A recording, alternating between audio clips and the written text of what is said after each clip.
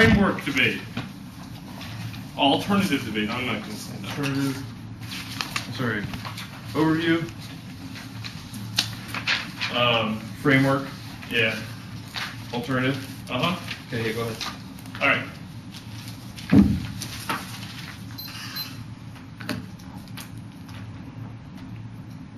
Matt, it's time to start making dinner plans and pounding your head on the desk. We encircle the real better than they do. I just saw that in your judging paradigm. Thought I'd throw that in there. I don't know if it was funny. Excuse me. No laughs. Framework.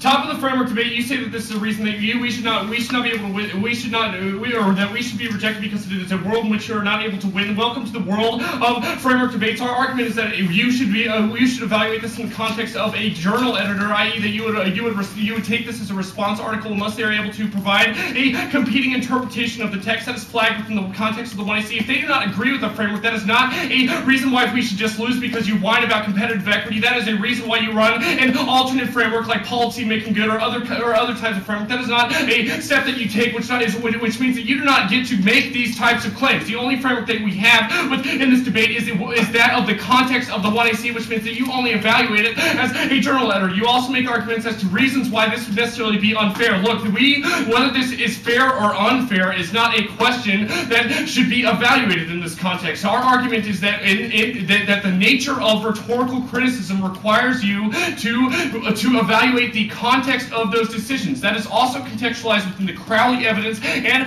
the Hassan 2003 evidence. They have to read evidence that A, either points to other reasons why journal articles would be rejected within a journal, or B, read an alternate framework that provides a different context for evaluating the round. At this point, no matter how unfair this framing is, this is the only one that works or that functions within this debate. Also, this is not a reason to reject us. They could have made arguments like grammatical errors or reasons why our conclusion was necessarily flawed within the text. That is a new argument that I will flag for them, but it is justified because they are going for procedural arguments. You give the 2AR leniency when the 2NR cheap shots us because we are hosing them on the K debate. Alternative.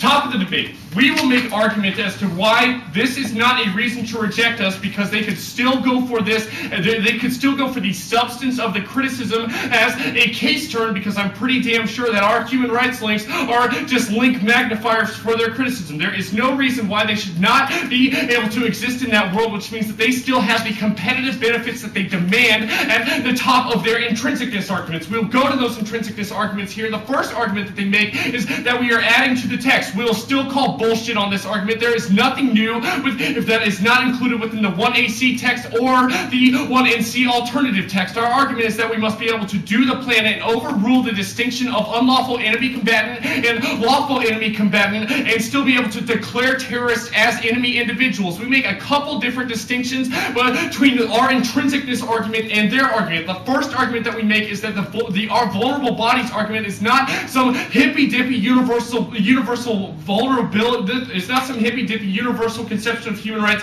where we must all live in the same world. This is the Butler evidence that we are reading on the link debate that says that current universal conceptions of human rights are flawed. We will also make arguments as to why this even is explicit within cross-examination, that if we get rid of the label of unlawful and change it to lawful, they are still enemies of the state because they are still terrorists. Our argument is that this is able to capture their arguments. Also, this is just a permutation. If you don't have a reason to accept if you're not ready for a permutation that just says essentially do both, you shouldn't run your criticism. The arguments that you have as to reasons why it is unfair or kills competitive ground are reasons like predictability. Our argument is just an inclusion of the framework that you establish within your text. We will also make arguments as to why the inherent nature of a rhetorical criticism can include other ideologies. These are arguments as to why it's not severance. Also, the 1AC text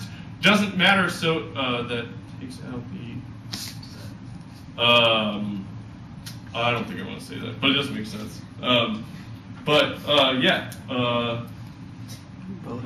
Vote affirmative. I mean, all of these arguments are just ones. They cannot contextualize it. These are all perfectly reasonable arguments for a permutation. We even read evidence for our permutation that says we can use the sovereign as well as reject the sovereign. That's the Michelson and Schircho, which means it's consistent with literature. You know, this is the last round of the NDT. When there's no abuse, you could just reject the permutation. Please don't take away my speaker points for continuing to talk. Are you Ian or Michael? Ian. Don't take away my speaker points. Like, what are you?